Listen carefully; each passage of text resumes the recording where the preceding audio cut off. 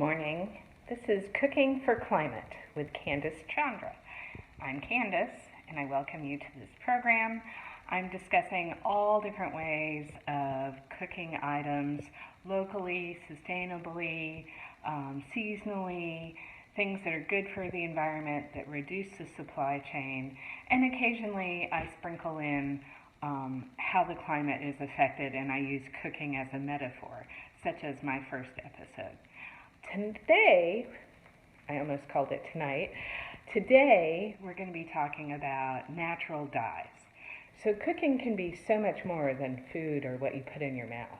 It can be all types of drinks, especially during the holidays. And today I want to discuss a very easy way to reduce your ecological footprint and have beautiful things for the holidays. So we are going to start with tea. As you all know, I'm a big aficionado of tea, and I was sitting around looking at my pantry and wondering what I could do with all these excess spices that I have sitting around while drinking my tea, and it came to me. I had some extra pillowcases, and I thought, I will make dyed pillowcases for the holidays. So, in the first bowl, you see cranberries. Some of them I've cut up, some of them are older, so they're nice and mushy and are starting to have that red color come out, as you can see, and it just dyes the fabric. I've put hot water in here, then I boiled some more in the tea kettle and put it over, and I've just am going to let this sit for several hours while the red gets into the material. I'm going to pop some more of these cranberries. Super simple. Now, if you want the dye to stay in and not fade over time, there are some minerals you can add. I advise using very natural ones so that you can still use these as pillowcases and not have any adverse reactions. Almost nobody is allergic to cranberry and water, so that's a nice addition for the holidays as well. Then we can just turn this over a little bit, make sure they're all getting in there. As you can see, it's hot. See the steam coming out. Yeah, I'm going to soak it more, put some more cranberries on top.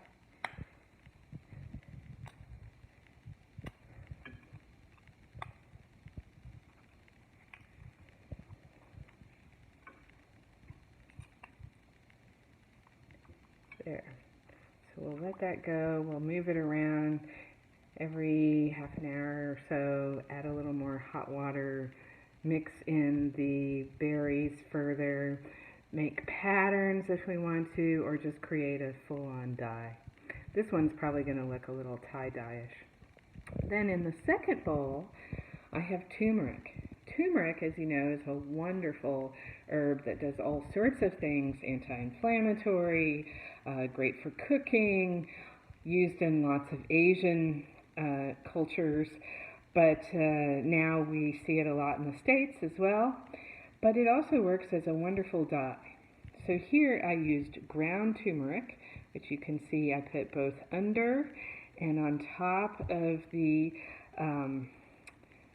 pillowcase. And then I again put hot water, a layer of turmeric. I scrunched up the pillowcase and put it in, and then I put another layer of turmeric and some more hot water with my kettle, like this, and letting it sit. I think I'm going to turn this one around a little bit too. It's also going to have an uneven effect, but hey, it's my first time. It's a lot of fun to try these things during the holidays, be able to give gifts that are so personalized. And if you don't want to make it yourself, then if this works out, I will be selling it on chandratea.square.site that has a lot of bath and luxury tea items for sale, and that's where I sell. So as you can see, this one's already taking a lot faster.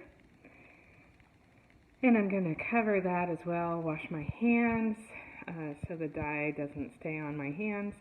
I'm going to cover these and we'll come back and see what they're like in an hour or so.